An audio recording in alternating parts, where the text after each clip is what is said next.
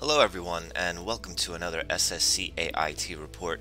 I am Chobuswagons, aka Jealous on Team Liquid, and today we will be looking at StarCraft AI games that were recommended to us by the members of the SSCAIT Discord, the link for which you can find in the description below. But first, I'd like to let you know about an upcoming AI tournament, AIST Season 4, run by longtime community member Antigua Irion. This tournament operates more similarly to human tournaments, with a limited number of games played and a pro-style bracket. Registration closes today, on the 28th of February, with a bot deadline of March 15th. So, if you want to register for the tournament, you should do so soon, and if you're just a viewer, you can look forward to seeing some exciting tournament AI play in the coming months. Without further ado, let's jump into the games. In this first match, we have SSCAIT, the human player spawning at 12 o'clock as the purple Zerg. They're going to be facing off against Krazio, the white Terran, in the bottom left of Medusa.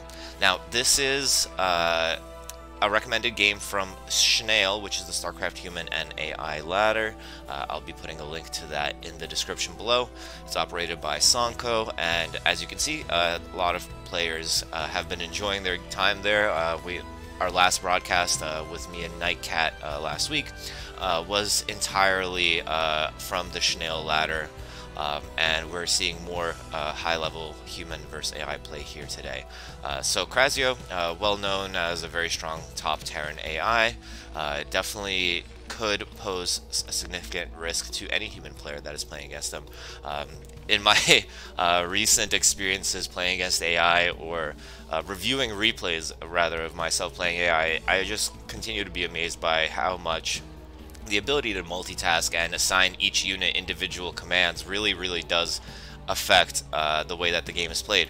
Against humans, you can be pretty certain that sometimes they're not going to be looking at their army and controlling it. They're going to back away for a moment to get a macro round out, or their micro might slip while macroing. This is not the case in human versus AI scenarios. You can't rely on them to not be paying attention.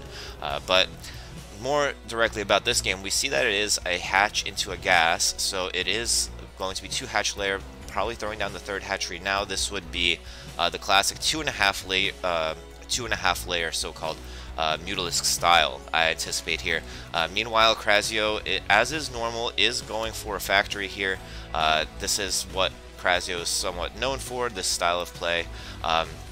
They are going for a factory and an academy. Krazio often plays extremely safely. That means getting Comsat station, getting all the techs, getting turrets, getting detection extremely early, because I guess the logic is that if you survive the early game, you will have more advantages later in the game, particularly against human opponents.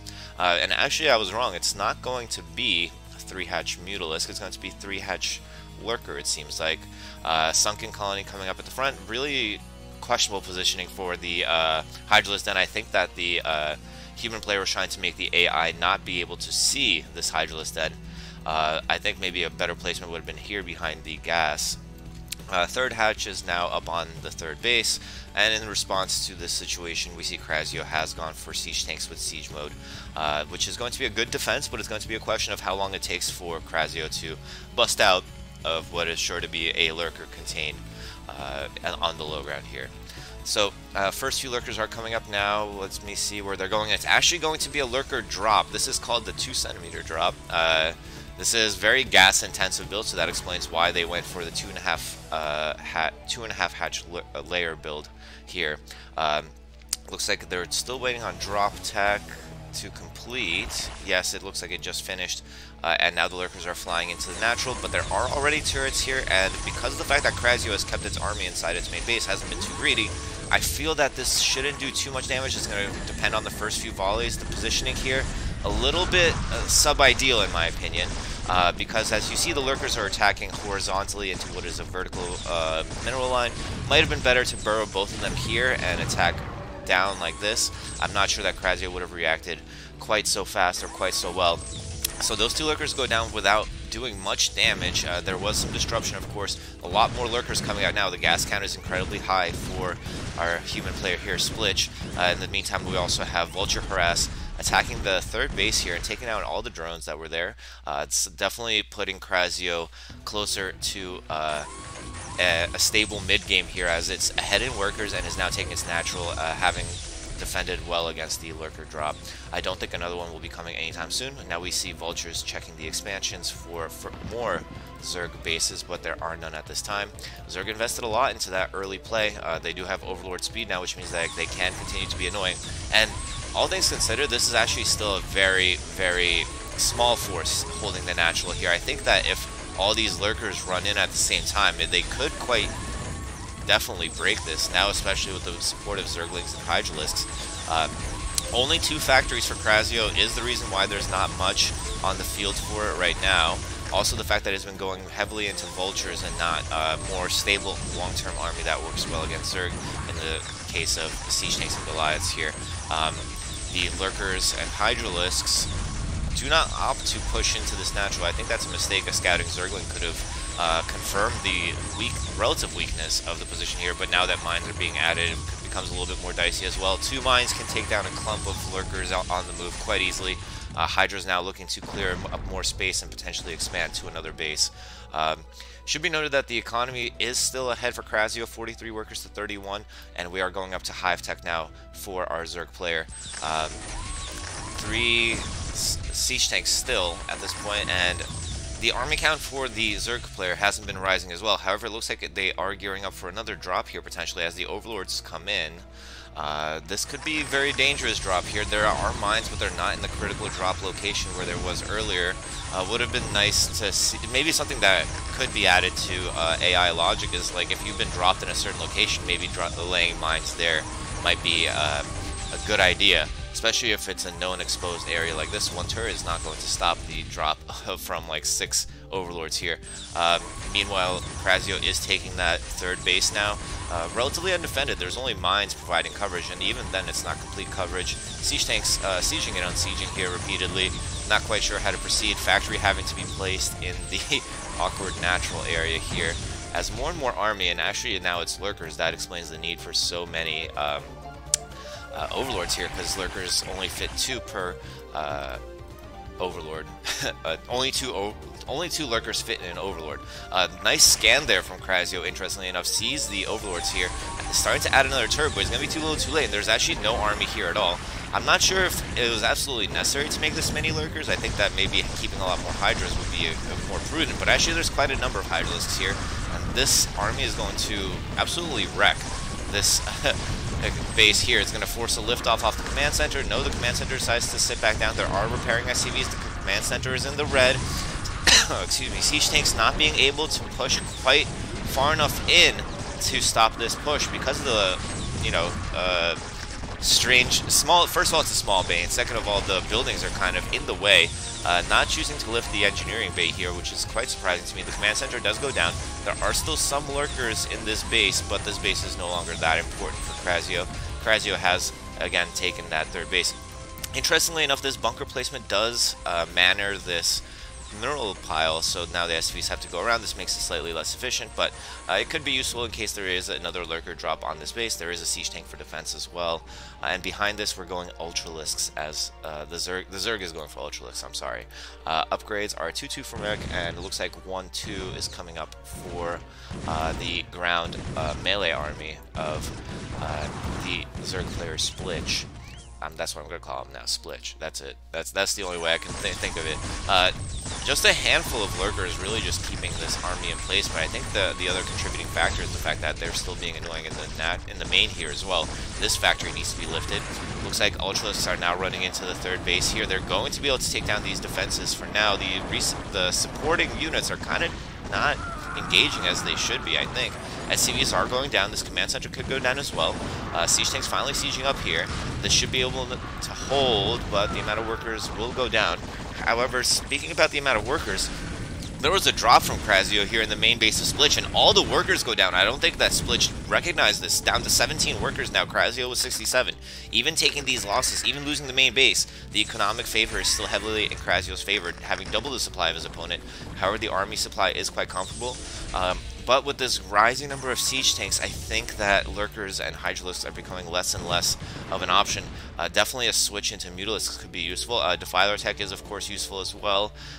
Gas quite high, so is actually the mineral count. There could be some more ultras coming out.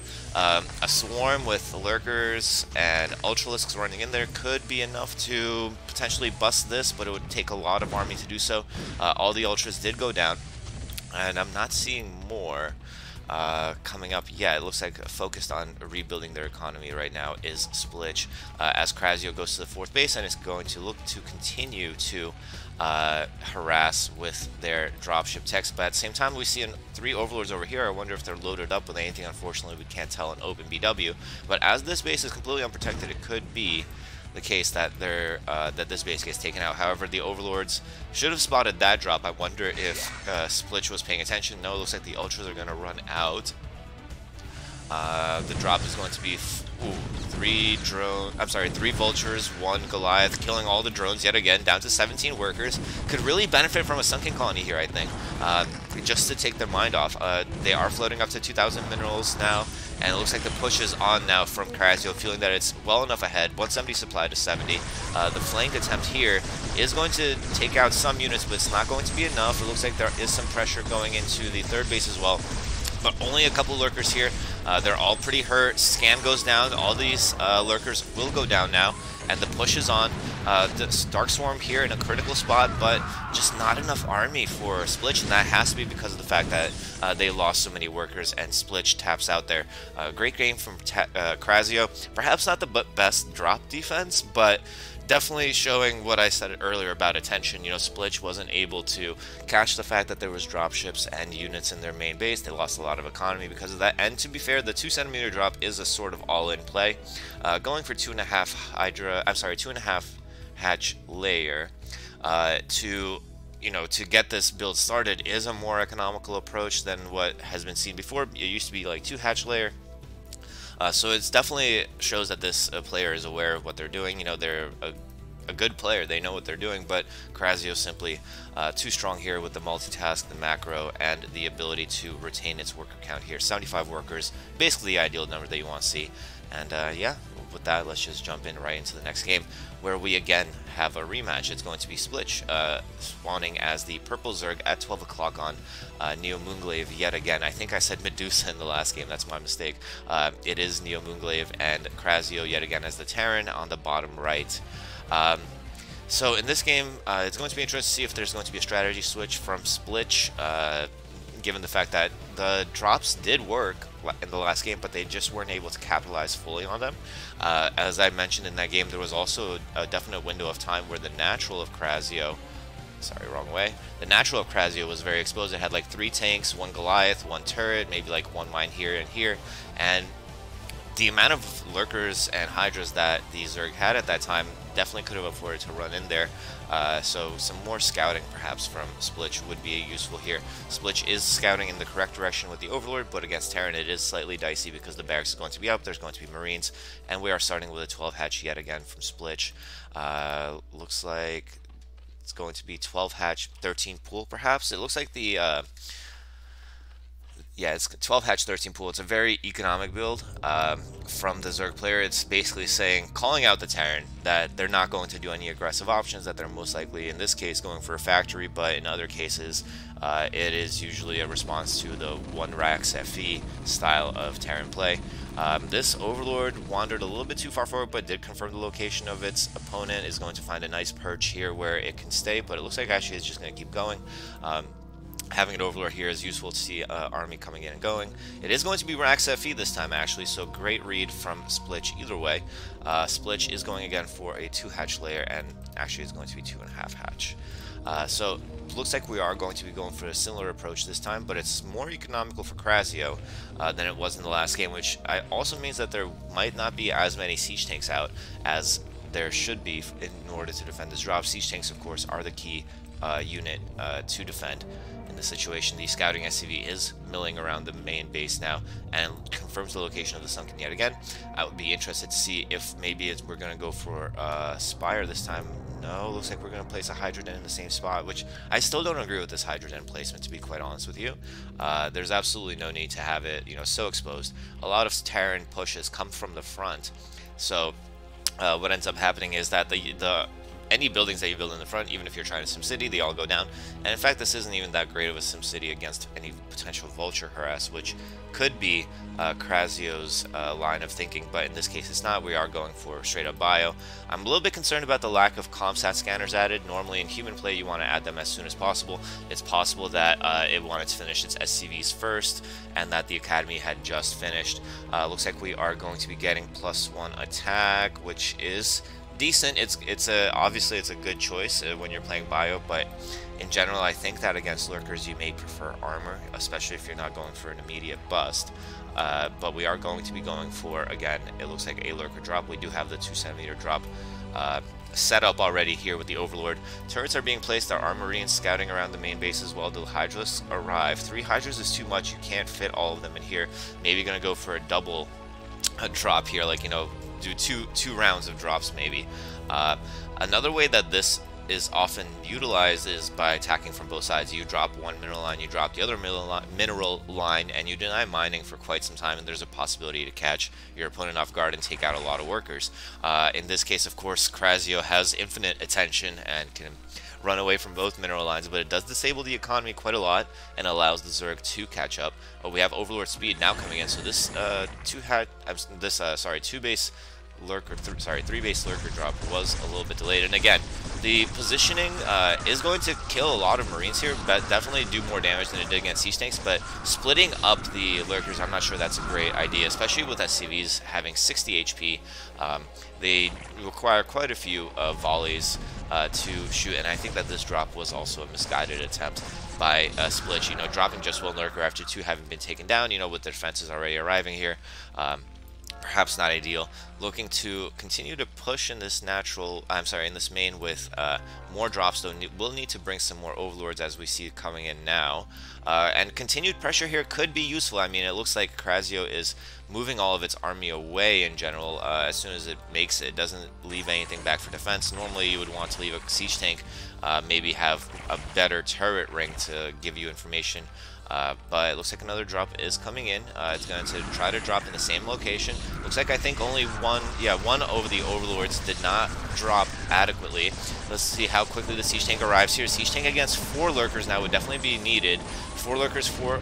okay, and this burrow is going to do much more damage. A lot of SCVs going down. The SCVs were not able to run away. They did, interestingly enough, they didn't try to mineral walk away, which is normally what you want to do, but the attack does get cleaned up. Now being a bunker being added here in the mineral line. I would prefer to maybe see it here so that the same pattern of running lurkers behind the mineral line doesn't work quite as well for the Zerg player.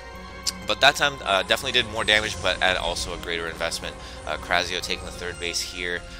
More Hydras, more Lurkers. Hydra Lurker is a really, really old school style of ZVT, and it's really exciting to see it here again. Normally it does rely heavily on upgrades, so I'm surprised to see that the evolution chambers were added so low, but also keep in mind that the economy is quite pressured by the fact of by the investment into tech that early on by going for a 2.5 hatch layer. Also limits your drone count necessarily because of the expenditures, and we're getting a lot of Lurkers now. This is perhaps too many Lurkers. You need a lot of Hydras to support the Lurkers, to give them the breathing room to burrow. But against the bio mech, I mean, we do have vessels out, we do have 3 siege tanks, we have a significant number of bio. A poor engagement for Zerg here could spell doom, but with Crazio being so hesitant to move out and instead focusing on taking the 3rd base, and speaking of the 3rd base, it looks like this is where the attack's going to come in. This burrow is going to be absolutely brutal. Pushing through this narrow gap is not going to be viable with bio against Hydra Lurk. Command Center needs to lift off in order if it wants to stay alive, but no, the Hydralists are going to pick it off. There's even more Lurkers here, I guess waiting in case is necessary, but some of these Lurkers were out of position. These Lurkers should probably unburrow and leave at this time. There's no point for them to be here, and Splish does exactly that. 3rd base taken down. This is quite nice, and Splish is taking a 4th base behind this. Economy is in a slightly better spot than last game. At this time, possibly due to the fact that Crazio hasn't gone into drops yet. There are now, again, vultures laying mines everywhere. Great map control here, starting from Krasio, but Splitch this time possibly aware of the fact that there are dropships that are annoying, sending his Scourge down here, might not catch the dropship in this position. In the meantime, it looks like Krasio is trying to retake that third base. Here's the dropship that Splitch was hoping to catch. Marine medic drops would be equally deadly. And it should be noted that Krasio's economy is going up while Splitch is still limited to 36 workers. However, they are floating quite a bit of money, could possibly consider adding more hatcheries and adding more drones at the same time, especially during this kind of stalemate position in the game. You want to have a good economy and enough army production capacity for when this push starts moving out. And with this number of siege tanks, lurkers on their own are not going to be able to cut it. We do see an investment into Ultralist tech. I would have probably preferred to see defilers, because the way that they support lurkers in against bio builds quite nicely. More Scourge here. I did hear the dropship loading up at some point. I wonder if that dropship got taken out, which would be a good pickoff for Splitch. Definitely haven't seen any economic damage yet, as we see 38 workers. And another push coming into the third base here. Bio is on top of it. Lots of lurkers here. Siege tank is back here. It gets taken out. The Hydralisks are making some headway, but the mech is now coming in from both sides. There are quite a number of science vessels, and even if this base goes down, it should be considered the fact that because of the fact that Krasio went for bio first, bio is relatively cheap. You can afford to do it off of 2 bases for quite a long time. That being said, however, the minerals are running out in the main and natural, so this third base needs to be held, and the fourth base is now complete as well with a bunker. Again, blocking this mineral, quite interestingly enough. But yeah, now that push has been taken down, Krasio takes the army lead. And that's not really a position you want to be in as Zerg. However, Zerg did manage to leverage its bank into quite a number of what we call cows, otherwise known as Ultralisks. Look like we have 13 here. Ultralisks are really good at soaking up damage. They're not amazing at doing damage themselves. They do have weaknesses against mines, so I would love to see more Zerglings in here. Looks like we are getting 3-2 upgrades, and honestly, I would wait for the upgrades. There's no real need to push into the Terran at this time. D-Matrix is going down on the forward. Siege Tank's amazing irradiates on the Ultralist is going to take all of them down. And wow, that was just an insane cleanup, and I think that was a premature attack by Splitch. There's no need to attack Terran where they're most well defended. Wait for them to move out into open space where you can flank and surround them, and Krasio, perhaps recognizing the amount of value lost by that push, is going to immediately go for the counterattack and has a dropship again in the main base of Splitch, doing damage with the vultures, taking down quite a number of drones, back down to 32 workers for Splitch, and the push is on. More bases now being taken by Krasio behind this with that superhuman AI macro and micro combination. The multitask is insane. Should be noted that Splitch did go up to 5 bases of their own, but this one never really got started. And it's getting harassed by a vulture now. So, I mean, there is potential to stop this, but with the vessels irradiating so consistently and so well, the production being so limited, there's not that many hatcheries out there. There is some army here. Looks like a couple of ultras were sent to try to engage. Lurkers now trying to take down the siege tank. They are going to do so, but with the push inside the main base, all the tech is going to go down for Splitch, and this has to be close to GG for our human player here, unfortunately so. Yeah, so fantastic series of games. It really shows off Krasio's ability to hold off what is technically an unconventional strategy with the lurker drops. Great reactions, but as we mentioned earlier, I think that Splitch could have utilized that strategy a little bit better as well. But either way, great games. Shoutouts to Splitch for playing Krasio. Thank you for the replay suggestions. Moving into the next game, we have Krasio again against Monster this time, which is, of course, the AI. They were in the semifinals of this year's SSCAIT tournament, where they played against. Sorry, where they played against. Wait. I'm having a total brain fart. I know it's not Locutus. What's the name of it? Stardust. That's it. That's the name. Yes, where they played in the semifinals against Stardust. We are okay. I'm gonna save the announcement for last. Actually, we have Monster here at the 6 o'clock base, and this is destination against Krasio, who's the Terran at the 12 o'clock base. So this is one of the maps that Monster performed really well on during the tournament. I guess versus Protoss at least, with the they would place the hatchery here, they would make Sunkens, they would do lurker drops. In this case, it looks like we are going to go for a 12 hatchery. 12 hatch on this map, quite good because of the fact that there's 2 bridges, it's hard to pressure economic plays of this nature, but that goes for Terran as well, so because they can go for a Rax FE with a just bunker holding both bridges quite nicely. Krasio in this case does look to be going for a factory opening though, as we saw in the first game today.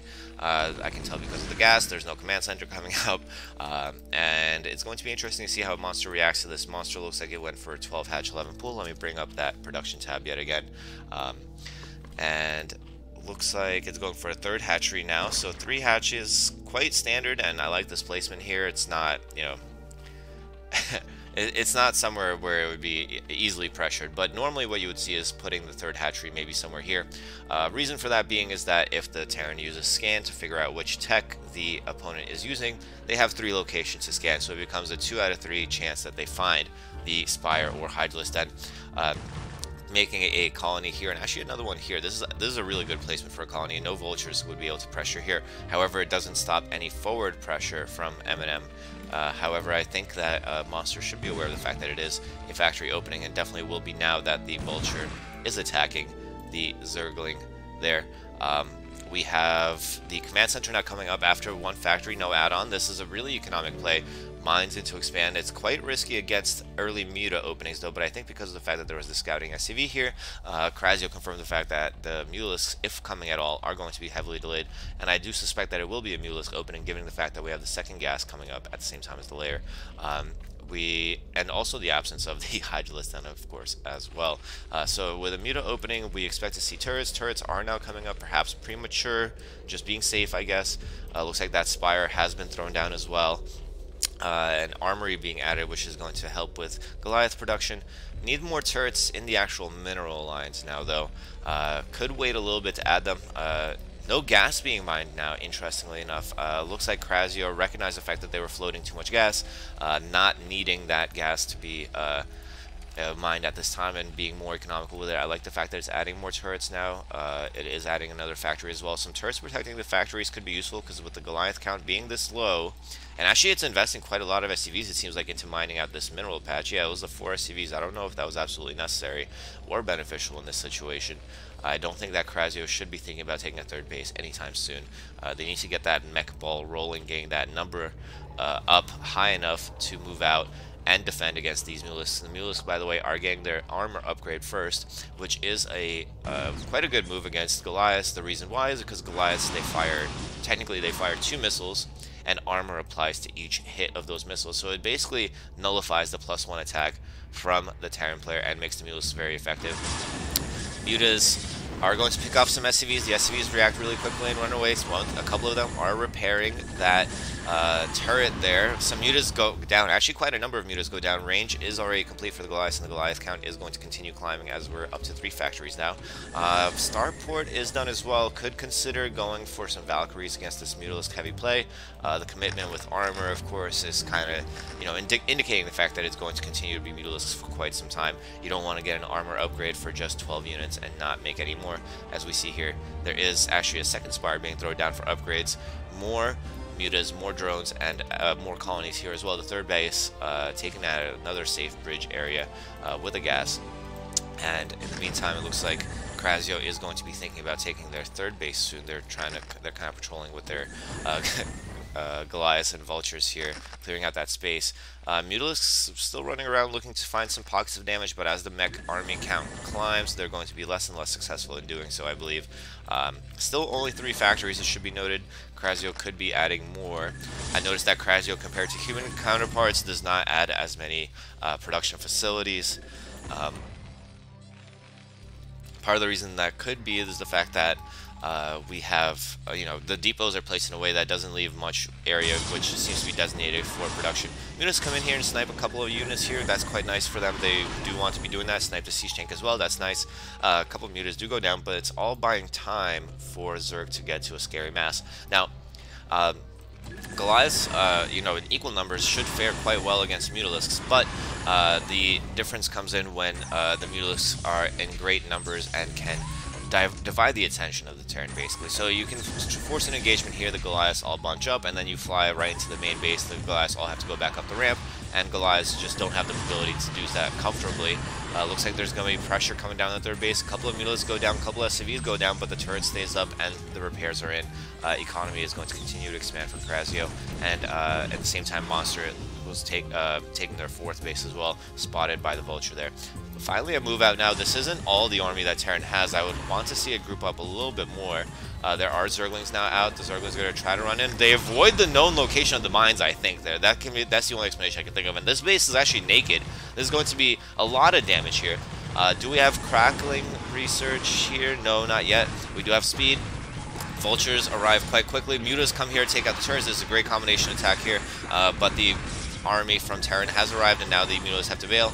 Mulas, quite a number of them do go down, but there is more pressure here. This is exactly what I was talking about earlier, dividing the attention of the Terran, applying pressure here and there. Worker count is falling now for Krasio. Krasio at the same amount of workers as Monster, which is generally not what you see in ZVT at this stage of the game. Monster going up for a 5th and 6th base actually behind this, taking 2 more gases. Meanwhile, Krasio barely holding on to their mineral only for now. However, the Deathball army is continuing to grow. 83 supply now in army. Zerglings and Mutalisks have to be in great numbers and with a great surround in order to engage this, but by positioning itself on the bridge here, it's actually quite a good position. It's going to be a good position to avoid that kind of surround play. And even human players would have to try extremely hard to find a way to approach this, but unfortunately no, the Zerglings just run into the army head first. The Goliaths at the same time though are running into Sunken Fire. The siege tank's a little bit too far away, it seems to be dealing with them.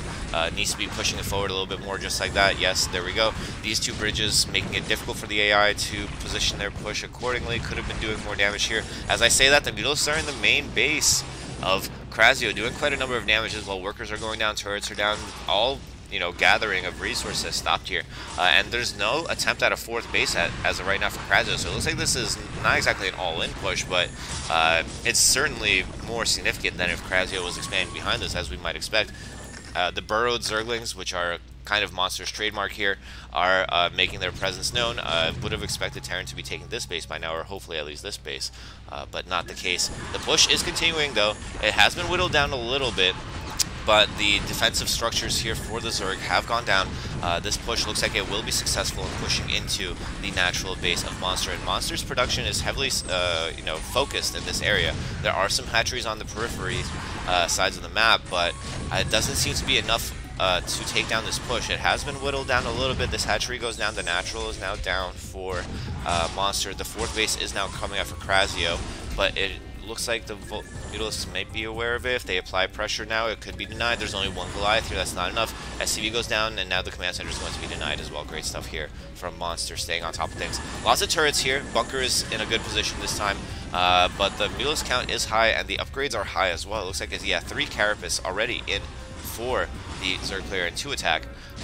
What is the mech upgrades? 2-2. So being ahead in Carapace against mech armor, mech attack actually is actually huge. It makes those Mutalisks last a long time. But with both Spore colonies being in this main base here, I think that Krasio is going to pull out ahead in this game by taking out all the tech.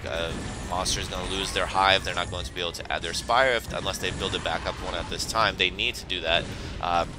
You want to preemptively start placing the tech that you're going to lose if you're going to hope to produce units in the future. But as I say that, Mutalisks coming in, these were probably busy attacking and harassing. Looks like they might actually clean this out before the last spire falls down. It would be great if they focused on this spire. No, the spire stays up. And actually the hatchery that's really low on HP stays up as well. So, oh my goodness, is it going to stay up though? The more Goliaths coming in, is it going to be enough to push back these Mutalisks? It doesn't seem like it. This is a significant number of Mutalisks here. And Monster barely manages to hold on here, but now down in economy and in the space, Krasio has been able to take a 4th base of their own in the meantime. So damage done, but losing the mech ball, kind of dangerous. I mean, their dropships here is not going to be that useful, and should be noted also that Monster behind this is still on 4 bases, has control of their half the map, and is denying more expansions, it looks like, from Krasio. Worker count now back to even. Monster doing a great job of macroing back up to that number. Looks like sending perhaps too many workers back here to mine gas. maybe adding sunken colonies for defense here, because again, this spire and this hatchery are incredibly low, so this might be a good move here. However, the mutas they're not in too great numbers here. I would have expected a bigger cloud, but they are still capable of taking down individual Goliaths as they trickle out of the base. Definitely want to rebuild that Terran ball in a safe location and then move out with all of it at once. You can't be afforded to hemorrhage. You can't afford to hemorrhage your units one by one as they pop out of the factories, especially when you have such a limited number of factories. I believe 5 total on the map at the moment. The Mutalisks are being held somewhat. The Valkyrie is playing a part as well, as we had theorized earlier in the game. The Mutalisks, they're still doing a lot of damage, and the Goliath count isn't really growing all that well. I mean, we are up to 5 now. Let me see what the count is for the Mutalisks. 37 Mutalisks on the map, yeah. So I think that Krasio maybe overextended with their push, or maybe did not support it well enough, because of the fact that the Goliath count just, it's not high enough to deal with 35 Mutalisks. I think that if all 35 Mutas were in this main base right now, they could take it out. But, I mean, there is, of course, the threat of Valkyries as well. Valkyries doing splash damage, doing a lot of good damage to these Mutas. Yep, there we go. We see dodging and splitting there. Nicely done by Monster. And the pressure now coming against 4th base of Krasio. Is this going to be a reversal here? I think that it might be, actually. Army count now heavily in favor of Monster. I think that Krasio simply ran out of money at a critical time and wasn't able to expand behind that push the way it might want to. Meanwhile, Monster on an absolutely insane amount of bases now, adding this back, this natural, adding more sunkens here. Really nice placement here. And yeah, Krasio is barely mining at this point. The income is very low, and it looks like this might be GG. This base is really the last healthy mineral line that it has, and has no army here. It just has SCVs trying to repair turrets against Zerglings. I think that Monster pulled off this comeback by the skin of its teeth. I really would have been interested to see what happens if this hatchery and spire, and particularly the spire, if they had been taken down, if all the tech had been taken down in the main base. It feels like Krasio's push just came out just a little bit too short. And yeah, with no more production, with no more economy, Krasio is officially out of the game, and that's GG. Yeah, let's move on to the next one. That was a great game. In the next game, we have the return of ZW Tiger. For those of you who have been following the series, you will know him as Cinders, our Humanity's Hope.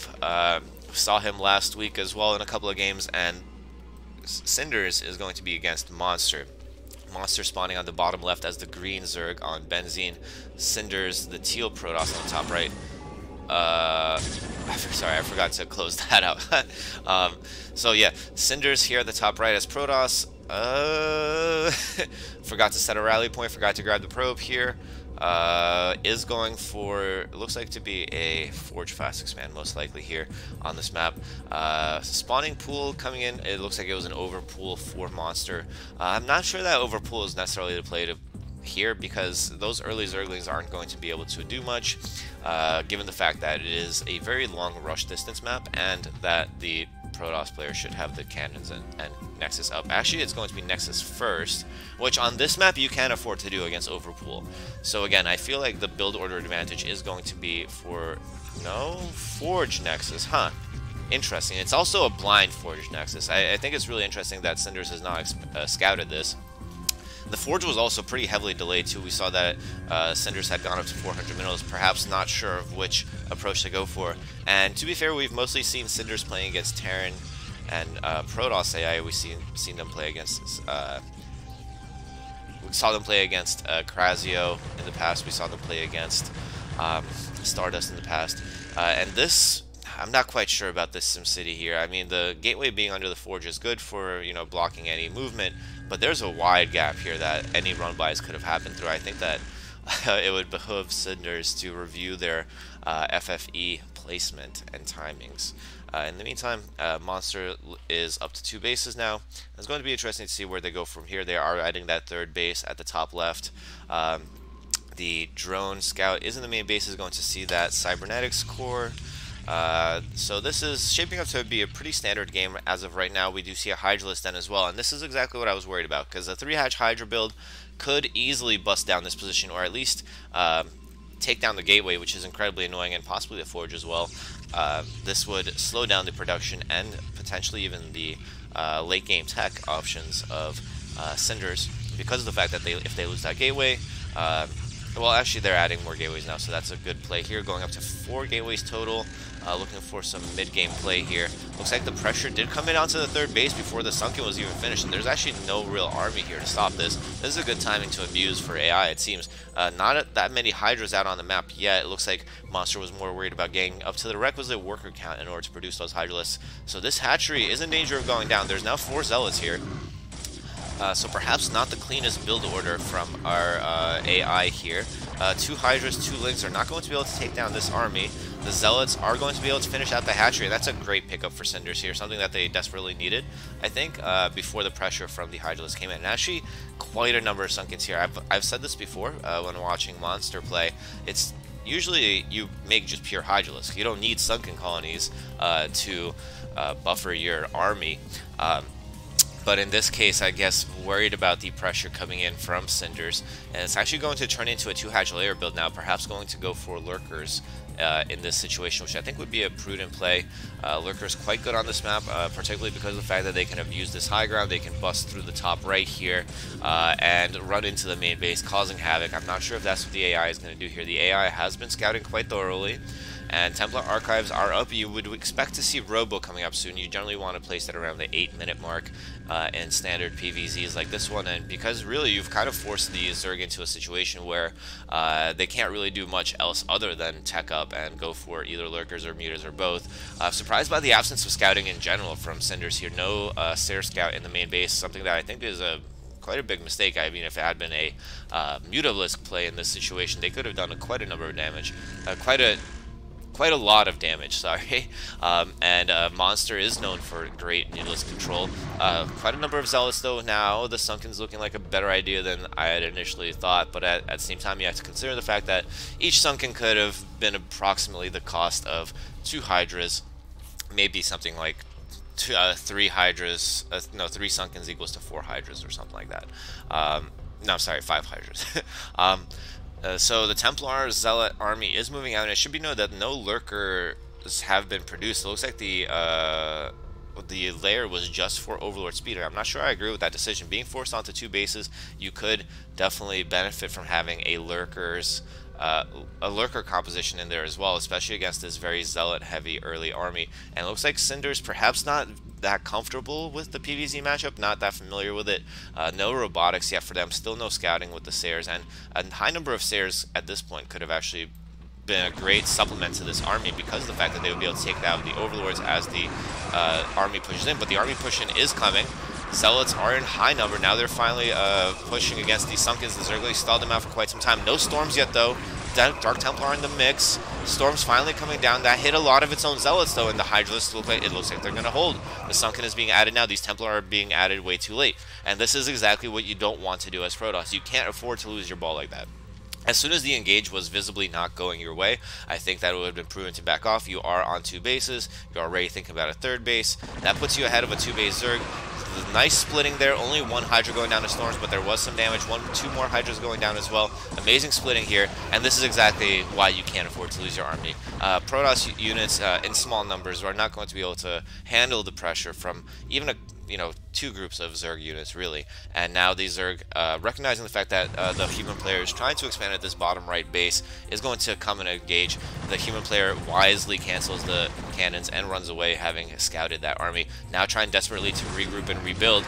Adding Dragoons here. Dragoons are important as a backbone of your army, but at these low numbers, I think that they're still going to get cleaned up by these Hydralisks. And oh, the Templar gets sniped as soon as it comes out of the gateway. It's a difficult position for Cinders here. The SimCity, again, not working all that well for it. The Dragoon count did help defend here, though. As you can see, this gateway did get hurt a lot, but a lot of army did go down. It should be noted that Monster has been on like 50 drones on 2 bases, so those minerals are quite taxed at the moment, and Monster definitely wants to be on more bases here. Cute little DT here to deny expansions here at the top left. And Monster looking to deny a third base from the Protoss as well. So this is quite an aggressive mid-game situation we're in here now. Looks like the flank from both sides is going to be able to clean up this. Nice Hydralisk micro against the Zealous here. And yes, of course, the Protoss army goes down entirely once again. And unfortunately, the third base is not to be. More production now. We are up to about 7 gateways, which is around where you want to be. 8 gates maybe off of 2 bases is what you would need to contest this level of production from the Zerg player. Zerg, meanwhile, taking the bases where the DT is not, it seems like. Yeah, the DT looks like it cleaned out a Zergling here. And aware of this, very nice. And now we see the Lurkers as well. That's going to help so immensely in the defensive position. But in the meantime, it did take its foot off the gas. It allowed Protoss to mass up quite a significant army now. Cinders resorting to taking the middle only. That is more safe. And I heard a Mutalisk shot somewhere, I think. Are there mutas? Yes, there's mutas now. This is going to be incredibly annoying for the human player. There are Dragoons, there are Templar, there is one Sair, but this is exactly the scenario where having that active and healthy Sair count would be worth its weight in gold. Mutalisk count is now climbing as defensive structures are being placed down at these expansions. Really nice work from Monster here. Scourger out as well. Perhaps anticipating more Sair production, but we don't see any coming up, actually, interestingly enough. Even in the face of these Mutalisks, there's no more anti-air, perhaps hoping that the Dragoon count will be enough to handle both that and the Lurkers, which the Protoss player is now well aware of. I mean, Monster is up to, what, 6 bases now, and Cinders just barely got their third base up, and missing with a Storm there, that's always the frustration. And that's, again, it's the result of the insufficient number of Corsairs, I think. Look at how many Dragoons had to stay back at home just to hold off against a potential Mutalisk attack here, but now they're being sent forward. The economy from Cinder is not quite great. I mean, there's only 30 workers against the 60 of Monster, and so I have to give the strong advantage here to Monster. Observers now out in response to the presence of Lurkers, and they're going to help in taking out this base, but 12 Mutas can kill this whole army right here and deny this base yet again. Looks like that's not going to be the course of action, though. Taking down more probes here. It seems like 2 groups of Mutalisks microing around, not really doing much because of the fact that there's not much to do here. There's only pylons and infrastructure, but it is annoying. And Cinders must be feeling pretty penned in here right now after having their expansion denied so many times. I'm actually surprised that this base is being allowed to come up at this time. More army being sent forward here, but very Zealot heavy. And Cinders has a lot of gas. I would like to see more Archons perhaps against this composition. Lots of Zerglings, lots of Mutalisks. A couple of Templar, of course, are still useful against the Hydralisks and the Zerglings as well. Mutas coming in here to check what's going on. And yeah, this is a rocking economy for the Zerg player, whereas the Protoss, I can't quite say the same. Perhaps Cinder's more comfortable in the TVZ matchup than the PVZ here. And finally, this base is now taken from Monster as well. Monster has over 50% of the map, and that is a really dominant position for the Zerg in this game right now. Maxed out, 69 workers, 120 supply, basically the ideal composition, the ideal ratio. Cinder's trying to catch up, 155 supply. It has the same amount of army though, so an engagement that goes well could go in its favor. Cinder's easily defends a couple of Zerglings here. Mutalisk could snipe the Templar though, which would make the Zerg army much more efficient. Not opting to go in anywhere though. And probe production finally starting back up for Cinders, but so many just went down. There's only 18 workers now. That Storm misses, and that Storm didn't quite hit as well. It took down 1 Mutalisk, but that's about it. And Cinder's economy is just continuously getting shattered by these Mutalisks, and that's how we saw Monster come back from even disadvantageous positions. So in this case, the dominance is likely going to continue for Monster, and I really don't see how Cinders can contest it. It would have to win a couple of huge battles and take out a lot of bases while expanding their own economy behind it. It's going to be interesting to see if we're going to get to that point, though. Archons are coming up now, as I had requested earlier. Thank you for taking my suggestion. And yeah, look at this massive army here. This is going to be quite difficult for Cinders to handle. There are 3 Templar, 2 Archons. Not the whole entire army here, though. There is quite a lot still back here, almost 2 groups. Needs to be fighting together. Great great engagement here, though. Good composition, good storms. Held the high ground, now flanking from the other side, and this could be a big win for Cinders. I mean, taking down this base is basically a necessity at this point because they need that base for themselves. This base looks like it will go down. The Observer is a little bit late to... Actually, the Observer is out of place. Doesn't address this Lurker, but there's only one not doing too much damage, and it was engaging against Dragoons. The Zerg looks like it's going to run around and do a backstab here. Needs to commit now. Those storms need to come down now as well. Nice storm. Second storm, not so nice. This base could get cleaned up, and that could be fatal for Cinders. This is one of the last 2 mining bases that it has. Doesn't have a lot here, but the army does show up in the nick of time to push it back. Some cannons went down. Those are going to be expensive to replace. This base, practically workerless. I mean, 14 workers only, and that's because the Mutalisk came in behind that and took down all the workers yet again. Poor Cinders not able to get an economy rolling in this game, with monsters still, you know, pumping on 70 workers quite easily.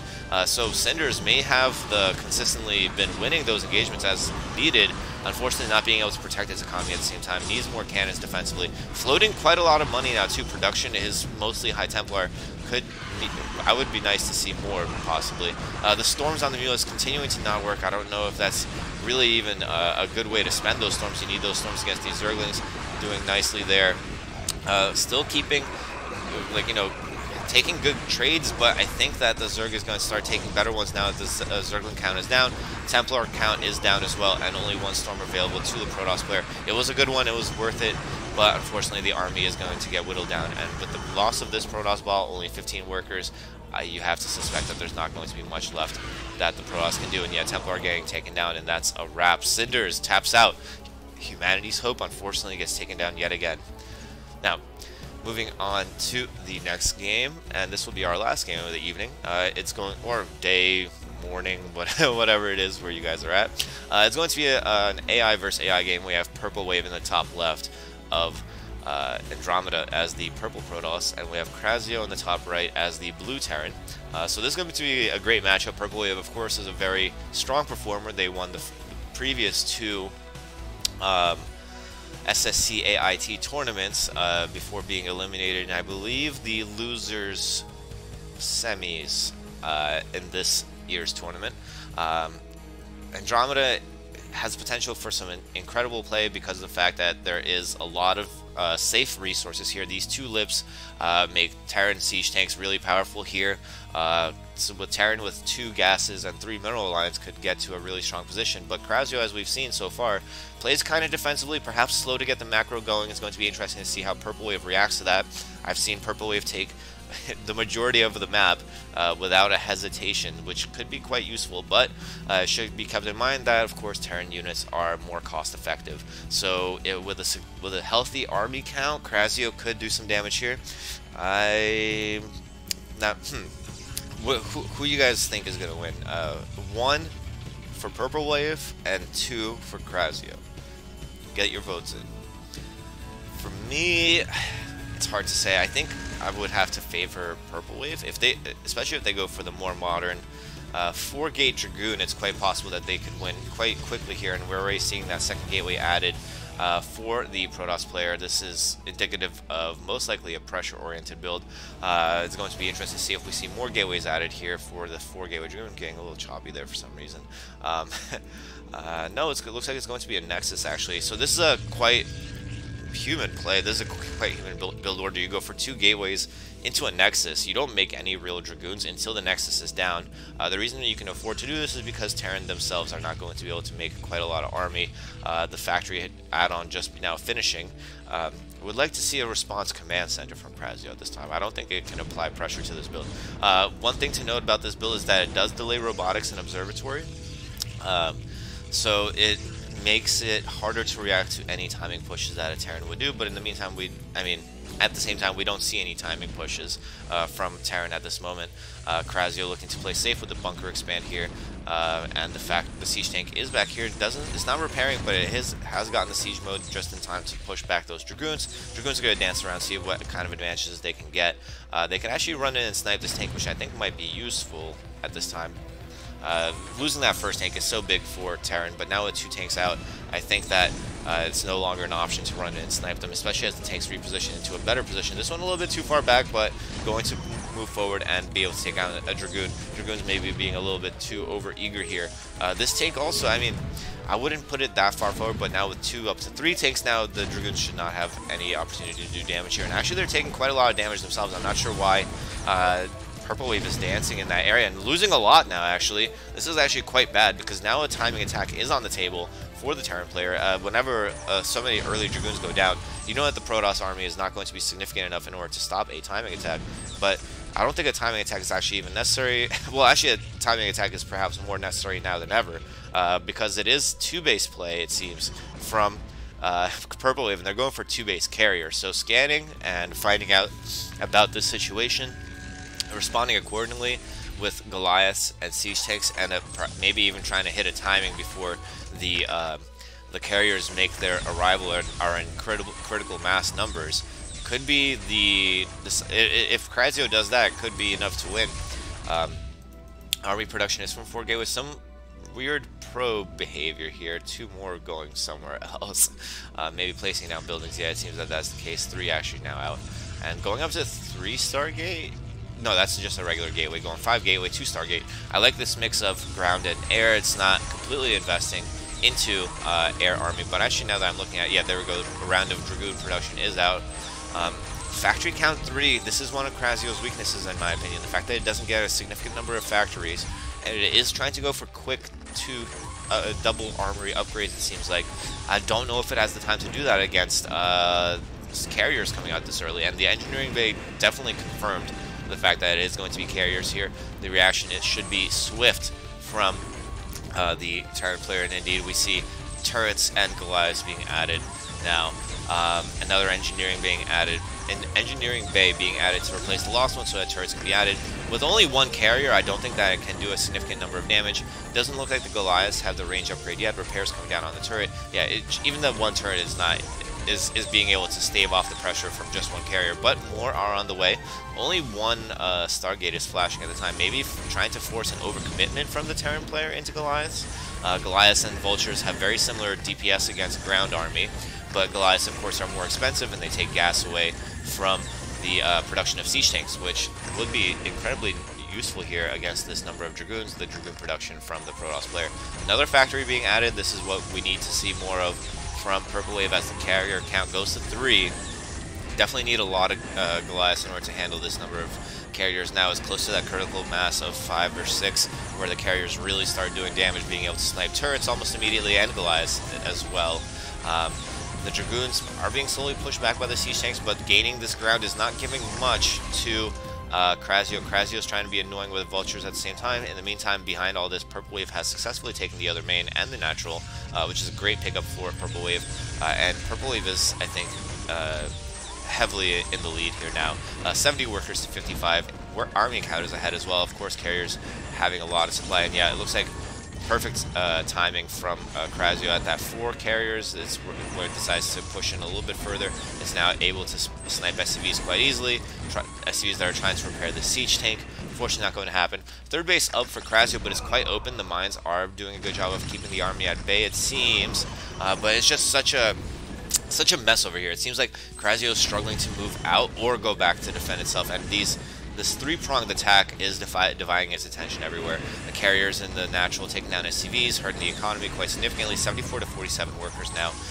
The ground army keeping the siege tanks sieging and unsieging, and preventing the Goliaths from going back to where they're needed, keeping the Vultures away from where they're needed as well. And this quick little run in here, unfortunately not going to pan out for Purple Wave. The siege tanks hold quite nicely there, and honestly, this base should have been taken down quite a long time ago. And behind this, though, we do see that Purple Wave is now taking their 5th base, and they're at 75 workers, which is basically the optimal number that you want in the late game scenario. And actually, a carrier going down here, the Goliath count now is significant enough to start doing so. 94 against 108 army. The lack of anti-air coverage that is static is unfortunately going to hurt, but there's not a lot of money to be spent for Krasio, so focusing on Goliath is important. Kind of surprised that they didn't take their mineral only behind this. This base did get harassed somewhat, but it looks like it's going to get cleaned up by the Vulture, Siege Tank, and Vulture, Siege Tank, and Goliath here. Big engagement happening here in the middle, and the ground army is consistently losing from Purple Wave. Purple Wave has been hemorrhaging units throughout the early and mid game here, and now in the late game it seems to be continuing that trend. Zealots and Dragoons running a little bit too far forward. The carriers are maintaining a safe distance, but it looks like they're going to try to come in now. The Goliath count is It's big, and it's taken down a lot of interceptors while it's doing this. Let's take a look at the upgrades. 2-2 against a 2, looks like soon to be 2 armor, 3 attack for the air, but the ground army is under upgraded behind this. And actually, this push is starting to look scary. The amount of ground army here is not that significant. Equal supply is going to favor the Terran player. The Terran player is continuing to send forward reinforcements, and it looks like the Protoss just can't get quite enough to take down these Goliaths, which are keeping these carriers from being effective. The carriers need to be able to run in and snipe the tanks while the ground army takes care of the Goliaths, but without significant enough numbers of either, it's not looking like it's going to be the case. Sorry, I thought I had to sneeze, so I thought I was going to mute my mic, but instead I paused the game by accident, and I didn't sneeze too because I got confused. The probes get caught transferring out here. Some of them are going to go down. That wild economy from Purple Wave is now being hampered by the fact that there's about like 15-20 idle workers here, and the push is getting into that really annoying spot here. But actually, now that there's reinforcements from the other side, this is great that it's placed gateways here to do a reinforcement flank here, but it's getting into that awkward position where it's kind of difficult for the Protoss to engage from either direction because of the fact that there's these 2 walls here. The siege tanks are going to be able to do so well here. Pushing into this natural. The natural itself not that valuable, save for the save for the fleet beacon that allows it to produce those carriers. But the carriers really have not been able to engage all that well at all. It feels to me like maybe the interceptor count is continuously being damaged by the great tactical decisions by the Goliaths. You know, sometimes you want to just hold position and snipe those interceptors instead of trying to target down the carriers, and that's what's costing Purple Wave a lot of its money. Its minerals are low. We see constant interceptor production. The army production has not been significant enough to push back the army. There's only 5 gateways here and another 6 here. With 11 gateways, you should in theory be able to push against 6 gateways, I'm sorry, 6 factories, but again, the army retention from Terran here is incredible. Still only on 3 base. Actually, no, sorry, it added that mineral only finally here. Maybe should be thinking about taking out the other main behind this. Has actually taken down this base at 9 o'clock, sorry, behind this, which is a great awareness. This is exactly what you want to do as Terran, as you're pushing a key area for Protoss. You also take down bases in areas that they can't readily defend. And if this production area goes down, actually, this could be quite huge for Krasio. Krasio now at 200 supply with a significant army lead and actually a worker lead behind this as well. Purple Wave kind of crumbling here. Like, no, still is just on 3 base now. And wow, Krasio taking that middle base, telling this is my house base. This is telling the opponent, like, you can't do nothing about this. I'm just overwhelming right now. And wow, Krasio, what a play against what was a really dangerous opening from Purple Wave with the fast carriers. And you have to wonder about what caused the tides to shift like that. I think it has to do with this hemorrhaging of ground army, which prevented Purple Wave to have a significant enough mass to stop Krasio from moving all the way out into its natural. If Purple Wave was maxed out at the time that Krasio tried to move out, and perhaps waited just a little bit longer for Krasio to go into open space, a flank with carrier support could have done the trick. Carriers now look like they're trying to take down reinforcements, do take down science vessel, I'm sorry, take down a Goliath as well. It could be quite annoying here. Goliaths are going to be really slow to come back to this location. Excuse me. And yeah, taking down quite a number of siege tanks now as well. Goliaths are trickling in. That's not how you want to engage against these carriers, but keep in mind that Purple Wave has been hurt really badly by this. Krasio now up to 65 workers against a 48 of Purple Wave, 54 army for Purple Wave against 113, and the carrier actually goes down, but the amount of Goliaths has been taken down one by one piecemeal here.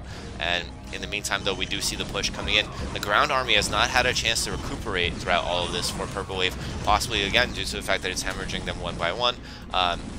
The probes are forced to run away from this natural base, and I think that the writing is on the wall here for Purple Wave as Krasio pushes into the natural of the other main base. The other main base almost being depleted itself, and with very little mining left, even with these carriers being annoying and removing the reinforcements, I don't think that Purple Wave is going to be able to hold this.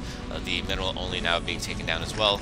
The siege tank's in a great position to take down the Nexus here, and yeah, pushing all the way into the army. I'm sorry, into the main base of Purple Wave is Krasio, and yeah, I think that this has to be GG. Krasio even starting to take the other main for itself as well as the minerals in its natural dry out.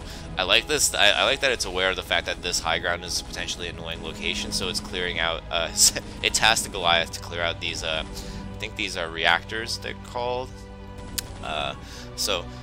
Just to have this area accessible, and in case carriers try to be annoying here, the Goliaths can come and cancel them out here if they need to. But we didn't get to that point. There's only one probe in the production tab. They actually make that no probes, and Purple Wave has to know that this is close to game over. And with that, I want to say thank you to everyone for tuning in. Thank you for your continued support of SSCAIT and all associated projects. I do want to yet again remind you that we will be going into AIST Season 4. The submission deadline for the bots is on the 15th. The registration deadline is today. And actually, judging from the numbers here, I believe that the deadline is going to be at around, doing math, 5 hours from now. So you have 5 hours to register and then another 15 days to submit your bot. And then after that, the tournament will start on the 20th of March. And yeah, I hope you guys are looking forward to that as much as we are. If you guys, if you guys want to talk about the games, talk to the developers, feel free to join our Discord. It's in the description below. Yeah, and I hope you guys have a wonderful Sunday, wonderful Monday, wonderful week. I hope that you guys are healthy and happy, and I hope to see you guys next time. Take care. Oh, actually, I forgot. There is, I almost forgot this important announcement. So next week, next Sunday, we are going to do a special match. It's going to be Monster versus Stardust. And it's not a rematch of the finals of the SSCAIT. It's just going to be a show match. And the reason why we're doing this is because it came to light that the map files had different naming structure between what was given to the developers and what was actually used in the tournament atmosphere. So that meant that for people who coded their bots to do specific things on specific map names, like Monster's coder Lions Prower did, as a result, some of those builds that we saw, if you remember, if you were watching, the sunken colonies, for example, were placed in awkward positions. The gas wasn't protected on maps like Heartbreak Ridge on the right-hand side, which led to Monster's downfall in some of the series. And some of the games as well. So what we're going to do is we're going to rematch on a lot of the same maps that were in the SSCAIT tournament. It's going to be a best of 9, and each game is going to be played out. And yeah, it's just for fun to see if the results could have been different. We did request the bot authors to submit the same versions of their bots that they used for the SSCAIT tournament. So they are not updated. It's going to be the same Monster and the same Stardust that you guys saw last week.